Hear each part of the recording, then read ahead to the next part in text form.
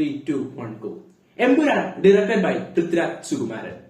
So രാവിലെ 6 മണിക്ക് തന്നെ ആസ് യൂഷ്വൽ എല്ലാ ലാലേട്ടൻ ഫാൻസിനെ പോലെ ബ്ലാക്ക് ഷർട്ടും വൈറ്റ് മുണ്ടൊക്കെ ഇട്ട് പടം കാണാൻ പോയി. അപ്പോ വളരെ സന്തോഷത്തിൽ തന്നെ വളരെ ഹൈപ്പ് ഉണ്ടായി. പക്ഷെ ഞാൻ ഇന്നലെ പറഞ്ഞ ഹൈപ്പ് മാക്സിമം കുറച്ച് വെച്ചിട്ടാണ് ഞാൻ സിനിമയ്ക്ക് കയറിയത്. സോ എന്റെ ഒപ്പീനിയനിലേക്ക് വരാണെങ്കിൽ ഫസ്റ്റ് തന്നെ എനിക്ക് പടം ഇഷ്ടപ്പെട്ടോ ഞാൻ ഡയറക്റ്റ് ആയിട്ടൊക്കെ പറയാം, ഓവർ വളച്ചൊടിക്കുന്നില്ല. എനിക്ക് പടം ഇഷ്ടപ്പെട്ടു. ആസ് എ ക്രാഫ്റ്റ് ഈ പടം കിടുവാണ്. വെച്ചാൽ ലിറ്ററലി ഭയങ്കര ബ്രില്യന്റ് ആണ് ഈ പടം. ഇന്നലെ ഞാൻ ഒരു കാര്യം പറഞ്ഞായിരുന്നു, ടെക്നിക്കലി മലയാളത്തിൽ ഇറങ്ങിയിൽ വെച്ച് ഏറ്റവും ബ്രില്യന്റ് ആയിട്ടുള്ള ഒരു സിനിമ എനിക്ക് എമ്പുരാൻ. അത് സത്യമായിട്ടുണ്ട്. ഇതിന്റെ വിഷ്വൽസ് വളരെ സ്റ്റണ്ണിങ് ആയിരിക്കും എന്ന് ഞാൻ പറഞ്ഞു, അത് സത്യമായിട്ടുണ്ട്. പൃഥ്വിരാജിന്റെ മേക്കിംഗ് വളരെ അടിപൊളിയായിരിക്കും എന്ന് പറഞ്ഞു, അത് സത്യമായിട്ടുണ്ട്. സോ പറഞ്ഞ കുറച്ച് കാര്യങ്ങളൊക്കെ സത്യമായി. പക്ഷെ ഒരെണ്ണം മാത്രം എന്നെ നല്ല രീതിയിൽ ഡിസപ്പോയിന്റ് ചെയ്യിപ്പിച്ചു. ദീപക് ദേവിന്റെ മ്യൂസിക് അത് വിചാരിച്ച അങ്ങോട്ട് സെറ്റ് ആയില്ല, വിചാരിച്ച ആ ലെവൽ അങ്ങോട്ട് എത്തിയില്ല മ്യൂസിക്. അത് കുറച്ച് ഡിസപ്പോയിന്റ്മെന്റ് ആയിരുന്നു. പക്ഷേ കുറച്ച് കാര്യങ്ങൾ പറയാനുണ്ട്. സ്ക്രിപ്റ്റ് വെൽ റിട്ടൺ സ്ക്രിപ്റ്റ് ആണ്. പക്ഷേ ഇതിൽ ലൂസിഫറിന്റെ അത്ര കണ്ടന്റ് ഇല്ല. അതാണ് ഈ സിനിമയിൽ ഒരു മെയിൻ നെഗറ്റീവ് ആയിട്ട് എനിക്ക് ഫീൽ ചെയ്തത്. ഇതിൽ പിന്നെ വേറൊരു പ്രശ്നം പറയുകയാണെങ്കിൽ ഇതിന്റെ സെറ്റിംഗ് നടക്കുന്നത്, അതായത് ഇപ്പൊ ഒരു ഗ്രാമം കാണിച്ചു കഴിഞ്ഞാൽ ഈ കേരളത്തിലൊരു സ്ഥലം കാണിച്ചു കഴിഞ്ഞാൽ അടുത്ത സീനിലേക്ക് കുറേശ്ശേ പറയാം. അപ്പൊ ഇത് രണ്ടും അങ്ങോട്ട് ഒരു കണക്ട് ആവാൻ ആൾക്കാർക്ക് കുറച്ച് ബുദ്ധിമുട്ടായിട്ട് ഫീൽ ചെയ്തു. അതായത് എനിക്ക് കുറച്ച് മനസ്സിലാക്കാനൊക്കെ കുറച്ച് പാടുണ്ടായി. അതൊരു നെഗറ്റീവായിട്ട് എനിക്ക് ഫീൽ ചെയ്തു. പിന്നെ വില്ലന്റെ കാര്യത്തിൽ സത്യം പറയാമല്ലോ, അത് ആരാണെന്നൊന്നും ഞാൻ പറയുന്നില്ല. പക്ഷെ എനിക്ക് ഡിസപ്പോയിന്റ്മെന്റ് ആയിരുന്നു കേട്ടോ. എനിക്കൊരു വാവ് ഫാക്ടർ അവിടെ കിട്ടിയില്ല.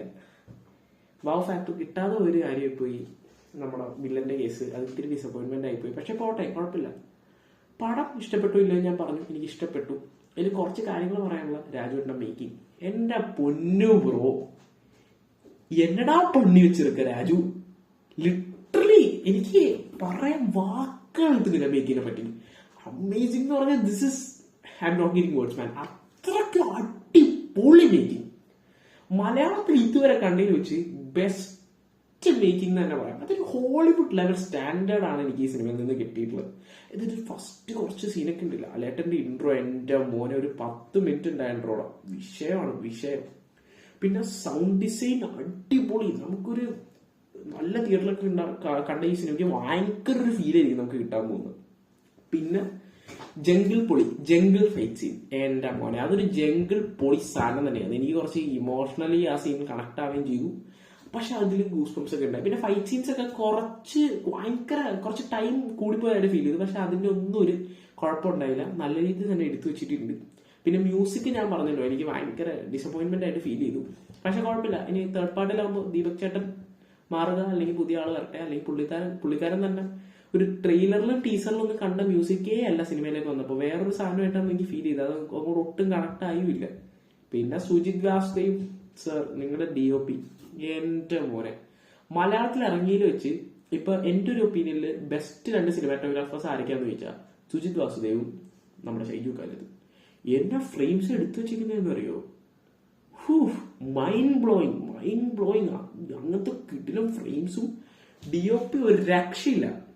കിടുക്കി, അത്ര തന്നെ പറയാനുള്ളൂ. കിടുക്കി DOP. പിന്നെ മേക്കിംഗ്. ഈ 2 ഫാക്ടേഴ്സ് കൊണ്ട് മാത്രം തന്നെ നമുക്ക് സിനിമ ധൈര്യമായിട്ട് ടിക്കറ്റ് എടുത്ത് പോവാം. സ്റ്റോറി പടത്തിന്റെ കുറച്ച് വീക്കാണ്, അത് ഞാൻ പറയും. സ്റ്റോറി ആയിട്ടൊന്നും ഇല്ല. പക്ഷെ എന്നാൽ പോലും ഈ 2 കാര്യം മതി ഇത് ധൈര്യമായിട്ട് ടിക്കറ്റ് എടുത്ത് തിയേറ്ററിൽ പോയി കാണാം. പക്ഷെ എന്നാലും ഞാൻ കുറച്ച് കാര്യം പറയാനുണ്ട് ഫാൻസാരോടാണ്. ചിലപ്പോൾ ഇത് നിങ്ങളെ സാറ്റിസ്ഫൈ ചെയ്യുന്ന വരത്തില്ല. ബിക്കോസ് ഇതൊരു സ്ലോ പേസ്ഡ് ആയിട്ടുള്ള ഒരു എന്റർടൈനർ അല്ല ഈ സിനിമ. സ്ലോ പേസ്ഡ് ആയിട്ട് പോകുന്ന ഒരു നല്ലൊരു ക്രാഫ്റ്റ് ആണ് ഈ സിനിമ. എന്റർടൈൻമെന്റ് പ്രതീക്ഷിക്കുന്ന ആൾക്കാർക്ക് ചിലപ്പോൾ ഇത്തിരി ഡിസപ്പോയിന്റ്മെന്റ് തന്നേക്കാം ഈ സിനിമ. പിന്നെ വേറെ കുറച്ച് പോയിന്റ്സ് ഉണ്ടായിരുന്നു. നമ്മുടെ പെർഫോമൻസ് വൈസ് മഞ്ജു വാര്യറിന്റെ ക്യാരക്ടർ പൊളിച്ചടുക്കിയിട്ടുണ്ട്. പ്രിയദർശിനി രാംദാസ് കിടു എന്ന് വെച്ചാൽ മഞ്ജു വാര്യർ ആ റോള് പൊളിച്ച് ചെയ്തു വെച്ചിട്ടുണ്ട്. പിന്നെ നമ്മുടെ ലാലേട്ടൻ, ഞാൻ കുറച്ചു കാലമായിട്ട് ലാലേട്ടനെ എങ്ങനെ കാണണം എന്ന് ആഗ്രഹിച്ചു. ആ രീതിയിൽ തന്നെ ആസ് എ പെർഫോമർ ആയിട്ട് പുള്ളിക്കാരൻ പൊളിച്ചടക്കിയിട്ടുണ്ട്. എന്തൊക്കെയാണ് കുറെ മാസാനൊക്കെ എനിക്ക് നല്ല രീതിയിൽ കണക്റ്റായി. പക്ഷെ ഇത് ഞാൻ പറഞ്ഞിങ്ങനെ ഭയങ്കര തിയേറ്ററിൽ വച്ചുണ്ടാക്കി ഭയങ്കര ഒരു കിടില ക്രൗഡിന്റെ കൂടെ കാണാൻ ക്രൗഡിനെ അങ്ങനെ സാറ്റിസ്ഫൈ ചെയ്യുന്ന എനിക്ക് തോന്നിക്കുന്നില്ല. മാസ് സീൻസിന്റെ കാര്യം പറയുകയാണെങ്കിൽ ഇതൊരു നല്ലൊരു ക്രാഫ്റ്റ് ആയിട്ടുള്ള ഒരു സിനിമയാണ്. ലൂസിഫർ ഫ്രാഞ്ചൈസിലെ സെക്കൻഡ് പടം ക്യാരക്ടേഴ്സിന്റെ ഡെപ്ത് കൂട്ടാനും പിന്നെ ഈ സിനിമേനെ ലൂസിഫറിന്റെ ഫ്രാഞ്ചൈസിന്റെ ഇതൊക്കെ കൂട്ടാൻ വേണ്ടി ഇറങ്ങിയ ഒരു നല്ലൊരു ക്രാഫ്റ്റ്. പക്ഷെ ലൂസിഫറിന്റെ ആ ഒരു ലെവൽ എത്തിയോ എന്ന് ചോദിച്ചാൽ ആ ഒരു ലെവൽ എത്തിയിട്ടില്ല. പക്ഷെ എന്നാൽ പോലും നമ്മളെ നല്ല രീതിയിൽ ഫാൻസുകാർക്ക് എന്താ വേണ്ടതെന്ന് വെച്ചാൽ ചില ഫാൻസുകാർ സാറ്റിസ്ഫൈഡ് ആവത്തില്ല, ചില ഫാൻസുകാർ ചിലപ്പോൾ സാറ്റിസ്ഫൈ ആവും. പിന്നെ ചില ആൾക്കാരൊക്കെ ഉണ്ട് ഒട്ടും സിനിമ നോളജ് ഇല്ലാതെ വന്നിട്ട് ഡയലോഗ് അടിക്കും, ഇത് എന്ത് പടമേ കൊള്ളത്തില്ല, ഭയങ്കര മോശം, ഇതൊക്കെയാണോ സിനിമ, എന്താണ്. പക്ഷെ ഇത് സിനിമ നോളജ്, സിനിമയെ പറ്റി അറിയാവുന്നവനറിയാം ഇത് മലയാളത്തിൽ ഇറങ്ങിയതിൽ വെച്ച് ഏറ്റവും സ്റ്റാൻഡേർഡും ഏറ്റവും ക്വാളിറ്റി ഉള്ള ഒരു സിനിമയാണ്. നോളജ് ഉള്ളവന് അറിയാൻ പറ്റും. അല്ലാണ്ട് ഇപ്പം നിങ്ങൾ നല്ല മാസ് മസാല പടം പോയി കാണുന്ന ഒരു വൈബിന് കാണരുത്. ഇതൊരു മാസ് മസാല പടം അല്ല ഇത് കുറച്ചൊക്കെ ബുദ്ധിയും നോളജൊക്കെ ഉള്ള ആൾക്കാർക്ക് കുറച്ചും കൂടി കണക്ട് ആവും. സിനിമയെ പറ്റി അറിയാവുന്ന ആൾക്കാർക്ക് നല്ല രീതിയിൽ ഇഷ്ടപ്പെടും. എന്ന് പറഞ്ഞ് ഞാൻ ഭയങ്കര സിനിമ നോളജ് ഉള്ള ആളാണെന്ന് ഞാൻ പറയുന്നില്ല, പക്ഷെ എനിക്ക് സിനിമ ഇഷ്ടപ്പെട്ടു. മലയാളത്തിൽ നിന്ന് നിങ്ങൾ എന്താണ് എക്സ്പെക്ട് ചെയ്യുന്നത്? നെഗറ്റീവ് അടിക്കുന്നവരോട് ചോദിക്കും. ഞാനൊരു ഇക്ക ഫാനാണ്, പക്ഷെ എന്നാൽ പോലും ഞാൻ ഉള്ളതുപോലെ തന്നെ പറയും. എനിക്കിപ്പോ ഈ സിനിമ ഡീഗ്രേഡ് ചെയ്യണമെന്നോ അങ്ങനത്തെ ഒരു ഇതുമില്ല. ഞാനൊരു ഇക്ക ഫാനാണ്, പക്ഷെ എന്നാൽ പോലും ഞാൻ പറയണം എനിക്ക് ഈ സിനിമ ഡീഗ്രേഡ് ചെയ്യണമെന്നോ ഒരു ഇതുമില്ല. ഞാൻ സത്യസന്ധമായിട്ട് എനിക്ക് തോന്നിയതാണ് ഞാൻ പറയുന്നത്, എനിക്ക് ഫീൽ ചെയ്ത കാര്യമാണ് ഞാനിവിടെ പറയുന്നത്. ഈ മലയാളത്തിൽ നിന്ന് നിങ്ങൾ എന്താണ് പ്രതീക്ഷിക്കുന്നത്? മലയാള സിനിമ ഇൻഡസ്ട്രിയിൽ നിന്ന് എന്താ പ്രതീക്ഷിക്കുന്നത്? ആ പറയും. ഇത് ഇങ്ങനത്തെ ഒരു സിനിമ ഞാൻ ഇതുവരെ മലയാള സിനിമ ഇൻഡസ്ട്രിയിൽ നിന്ന് പ്രതീക്ഷിച്ചിട്ടില്ല. മലയാളത്തിൽ സംഭവിച്ചത് വെച്ച് ഇതാണ് പ്യുവർ ബ്രഹ്മാണ്ഡ സംഭവം എന്നൊക്കെ വേണമെങ്കിൽ പറയാം.